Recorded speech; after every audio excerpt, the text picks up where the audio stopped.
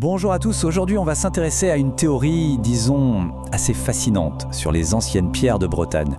On va mettre de côté les guides touristiques et on va plonger dans des sources qui prétendent nous révéler le vrai but de ces milliers de menhirs qui sont plantés un peu partout dans le paysage breton.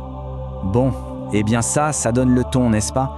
Clairement, les sources qu'on va décortiquer, elles ne mâchent pas leurs mots. On parle ici d'une rupture, mais vraiment totale, avec l'archéologie classique. C'est une exploration d'une toute autre explication.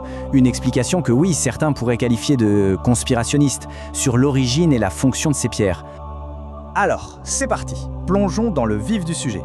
La toute première question, elle est assez simple en fait. Mais comment ces pierres sont-elles arrivées là?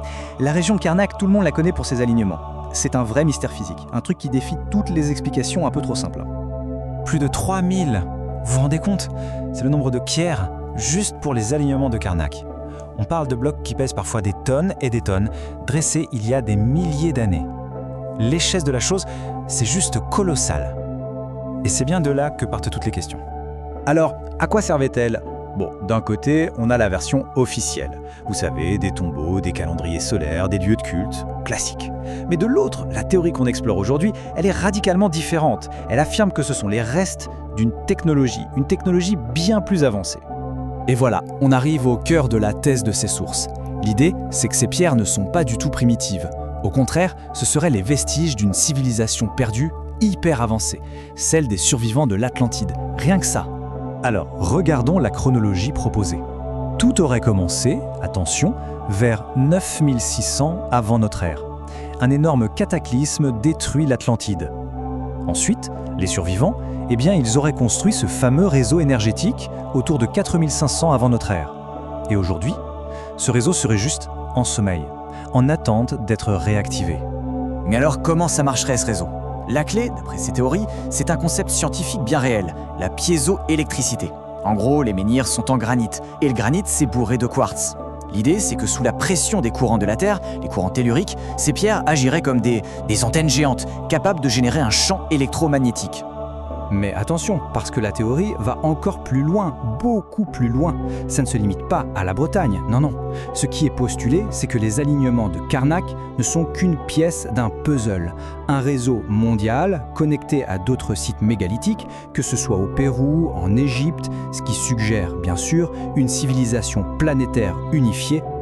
D'accord, mais si ces pierres sont une sorte de technologie, la grande question reste: comment ont-ils fait pour les déplacer et les mettre debout?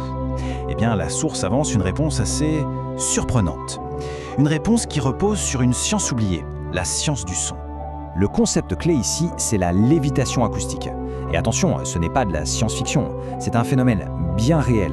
Aujourd'hui, dans les labos, on arrive à faire flotter de tout petits objets avec des ondes sonores. La théorie, c'est que les anciens, ils auraient maîtrisé ce même principe, mais à une échelle absolument gigantesque. Et puis, il y a ce chiffre, 12. D'après les sources, ce chiffre est absolument crucial. Pourquoi? Parce qu'il revient tout le temps dans les légendes bretonnes. On parle de 12 bardes, 12 géants ou 12 prêtres pour, je cite, « faire chanter les pierres et les faire bouger ». L'idée, c'est que ce ne serait pas une coïncidence, ce serait un indice technique. Et le processus décrit est très précis. Imaginez, 12 sources sonores placées en cercle autour du bloc de pierre. Ces sources émettent des notes parfaitement synchronisées, basées sur la gamme naturelle. Et ça créerait une sorte de puits acoustique juste au centre, ce qui aurait pour effet d'annuler une énorme partie du poids de la pierre et, hop, elle deviendrait déplaçable.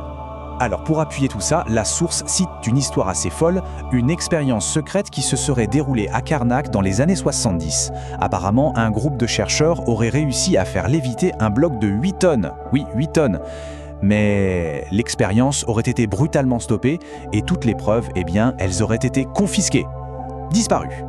Ce qui nous amène à un point crucial.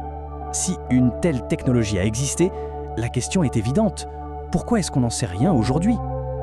Et c'est là, précisément, que la théorie bascule et nous parle d'une conspiration pour cacher tout ça.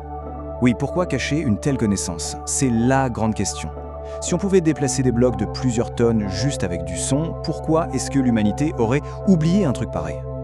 La source est claire là-dessus. Cet oubli n'aurait rien d'accidentel.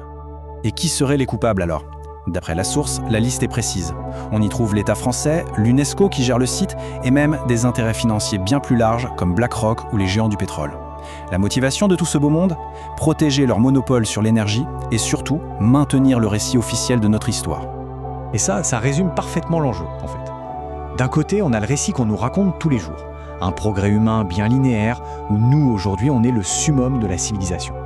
Et de l'autre côté, l'idée d'un passé incroyablement avancé, suivi d'un effondrement et d'une sorte d'amnésie collective qui aurait été orchestrée. Bon, pour terminer, regardons ce que la source avance sur le but final de ce réseau. Et surtout, sur ce qui pourrait nous attendre dans un futur qui serait en fait très très proche. Et là, la source ne fait pas dans la demi-mesure. Elle avance une prédiction très spécifique et pour le moins audacieuse. Ce fameux réseau planétaire actuellement en sommeil serait programmé pour se réactiver. Quand? En 2032, lors d'un pic cosmique, avec à la clé potentiellement une énergie libre pour toute l'humanité. Cette petite phrase, tirée d'une des sources, je trouve qu'elle résume parfaitement l'esprit de toute cette théorie. C'est un mélange de folklore ancien, de technologie perdue, et puis un petit avertissement plein d'humour pour le futur. C'est une invitation en quelque sorte à regarder ces vieilles pierres d'un œil complètement nouveau. Et on termine donc sur cette question. Ces mégalithes de Bretagne, alors qu'est-ce que c'est? Les témoins d'une physique super avancée qu'on commence à peine à redécouvrir, ou alors les gardiens d'une mémoire collective que certains s'efforceraient de nous faire oublier? Au fond, l'analyse de ces sources nous laisse pile en face de cette grande interrogation.